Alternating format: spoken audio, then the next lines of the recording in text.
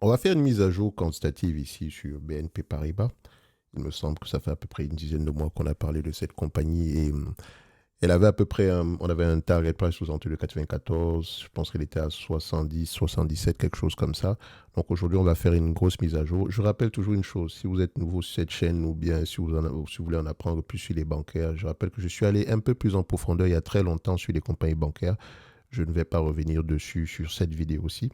Sachez juste que les agrégateurs, quand vous les utilisez, ne sont pas adaptés pour analyser les bancaires parce que les banques, on les analyse de façon très particulière. Alors, l'analyse même d'une bancaire, c'est plutôt l'étude du bilan, la solidité, la stabilité, l'étude, la solidité, enfin, positionnement, solidité du bilan ici, parce que la banque essentiellement vend et achète de l'argent. Et les banques également en font plusieurs choses. Enfin, ont des revenus issus de deux éléments bien précis, soit les frais ou bien les intérêts sur le différentiel de taux d'intérêt. Donc, quand elle achète de l'argent à 1 à 1% et qu'elle revend cet argent-là à 2%, le différentiel, c'est le 2 moins 1 ici, OK? Donc, le fameux 1% au milieu. Donc, c'est comme ça qu'elle fait de l'argent. Donc, euh, je vous encourage à regarder les premières vidéos, elles datent peut-être de 2023 ou 2022. Bon, en tout cas, c'est surtout les plus longues, parce qu'on a passé du temps à parler de ces compagnies-ci. Parce que si je veux analyser une compagnie comme BNP Paribas, déjà, j'aime bien les compagnies qui représentent des risques systémiques parmi les bancaires.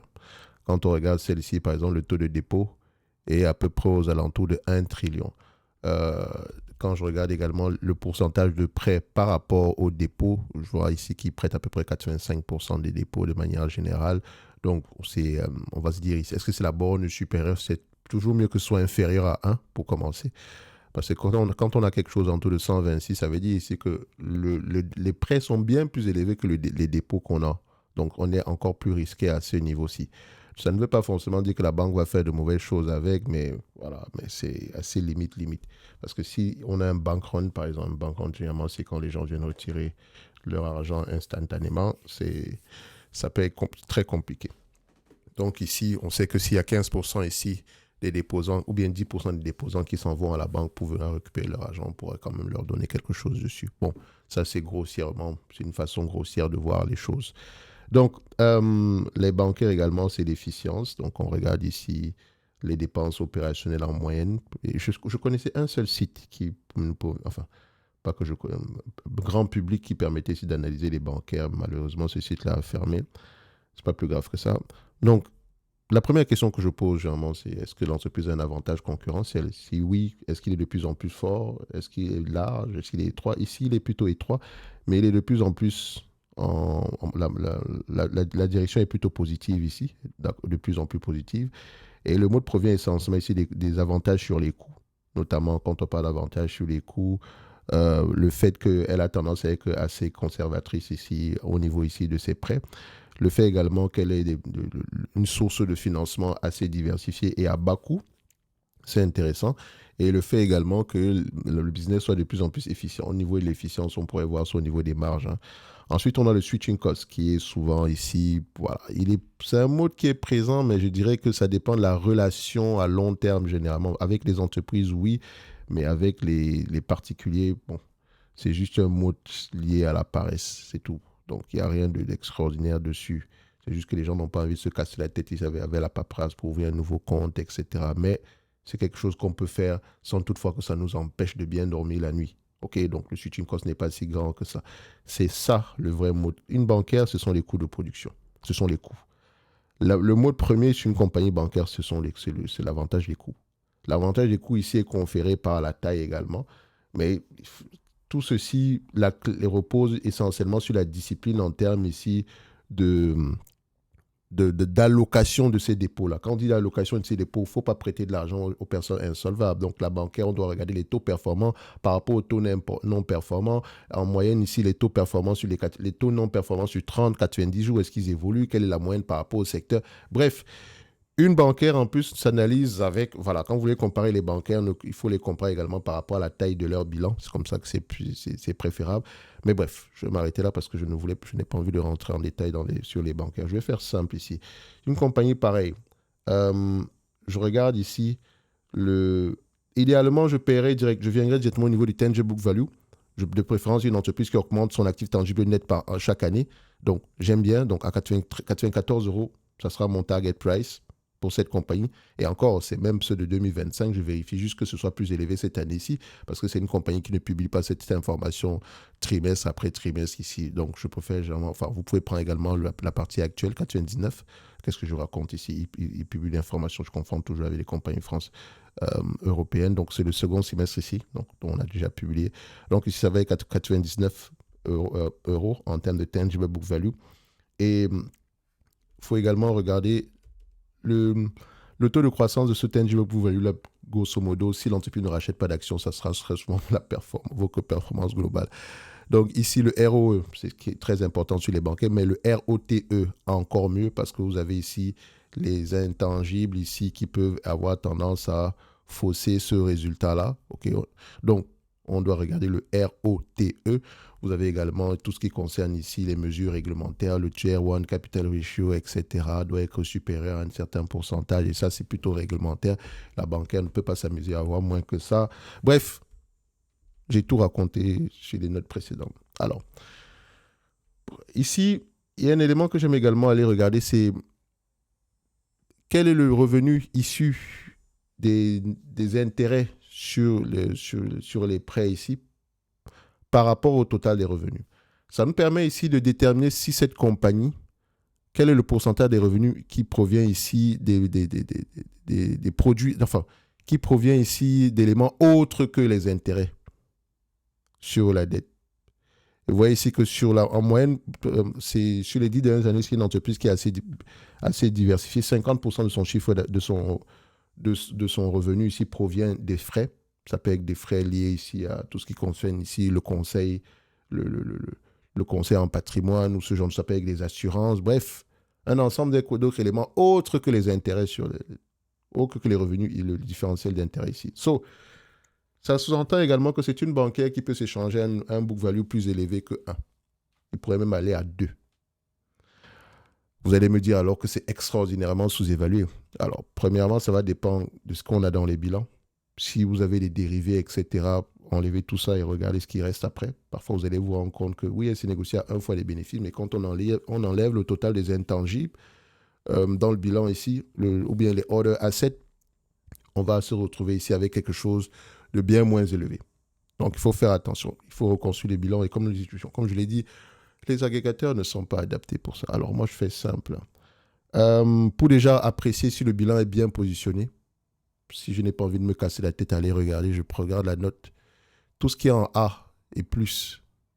Donc, une bancaire en A, c'est parfait. A-, A, c'est parfait. Mais quand ça commence à ressembler à B, là, non, c'est pas bon. Et surtout, c'est l'évolution qu'il faut regarder. L'évolution. Vous allez me dire ici, oui, mais ces personnes-là, les agents de notation ici, elles ont été laxistes pendant la crise précédente, etc. Oui, mais est-ce qu'elles n'ont pas appris de leurs leçons? Après, vous avez également un moyen pour vous de vérifier. Comme je l'ai dit, quand c'est juste un proxy pour moi, pour gagner du temps, je prends A+. Donc, A+, ici, ça veut dire que la bancaire est solide. Et je pense que ça a toujours été comme ça pour BNP Paribas. Et donc, ça pourrait. Donc, il y a de fortes chances, on va le dire comme ça. Parce que je préfère vérifier moi-même les choses que je ne vais pas faire ici. Donc, je mettrai target price à $99 ici. Et si on prend les net income, c'est un business ici. Elle rachète également ses actions. On aime ça. Et je ne prends pas souvent la dette nette ici parce que ce n'est pas adapté. Comme je l'ai dit, il faut rentrer dans les bilans pour récupérer la vraie dette de cette compagnie ici. D'accord? Donc, quand je prends les net income, je les prends en normalize. Je ne les prends jamais sur les bancaires. Je ne les prends jamais comme c'est écrit à ce niveau. Par exemple, ici, si je les compare, vous allez voir que les net income sont plus élevés que les normalized net income. Je préfère prendre les normalized net income. Parce que la bancaire peut gagner de l'argent de manière ponctuelle ici. Donc, je préfère ajuster cette somme-là. Et donc, quand je prends cette somme-là ajustée, sur les 3 dernières années, c'est près de 10 milliards par là. Sur les, voilà, le plus important, enfin, c'est 3 milliards, c'est 9 milliards 400.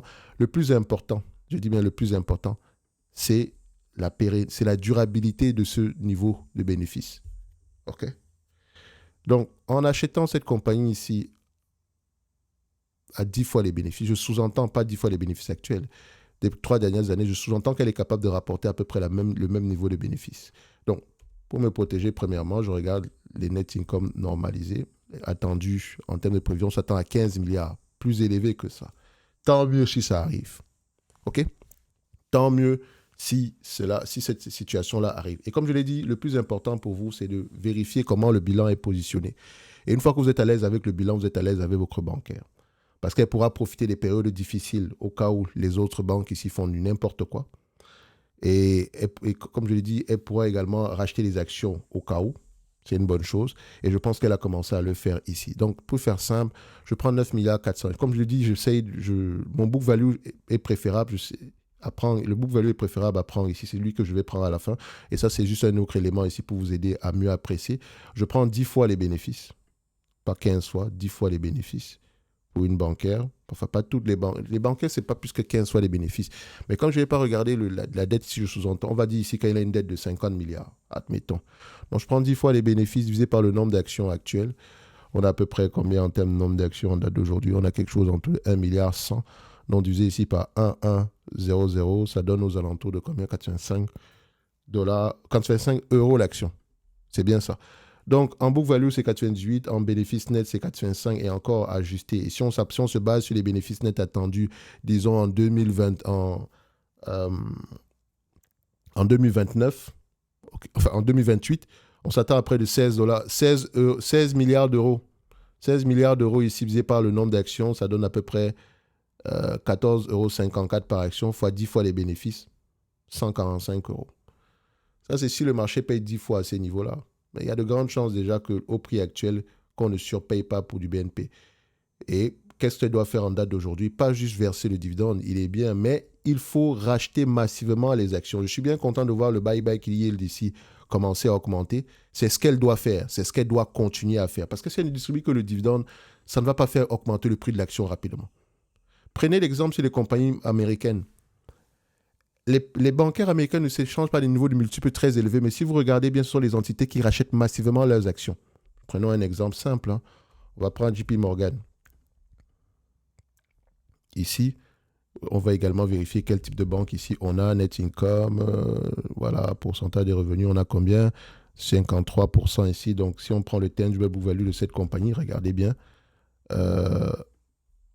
Regardez le price to tangible book value. Actuellement, il est à 3,1. À 3,1. C'est une compagnie qui peut se négocier à 2 fois le tangible book value.